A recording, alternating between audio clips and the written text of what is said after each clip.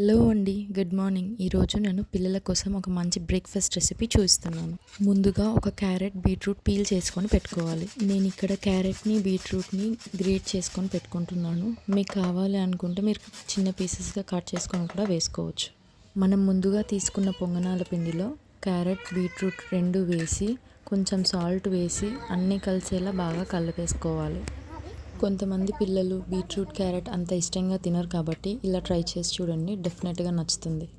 ఇప్పుడు పొంగనాల ప్యాన్లో 2 spoons of oil వేసుకొని ఒక్కొక్కటిగా పొంగనాలన్నీ వేసేసుకోవాలి. ఈ పొంగనాలని మనం లో టు మీడియం ఫ్లేమ్లోనే ఉడికించుకోవాలి, లేదంటే కిందంతా మాడిపోతుంది. ఒక 2 మినిట్స్ అయ్యాక లిడ్ ఓపెన్ చేసుకొని పొంగనాలని ఫ్లిప్ చేసుకోవాలి. ఈ ప్రాసెస్ అంతా లో టు మీడియం ఫ్లేమ్లోనే చేసుకోవాలి. పొంగనాలు సరిగ్గా కాలకపోతే లోపలంతా పిండి అలాగే ఉండిపోతుంది. రెండో సైడ్ కూడా కాలడానికి ఒక 2 మినిట్స్ ఫ్లిప్ చేసుకున్నాక అలాగే మూత మూసి పెట్టేసేయాలి.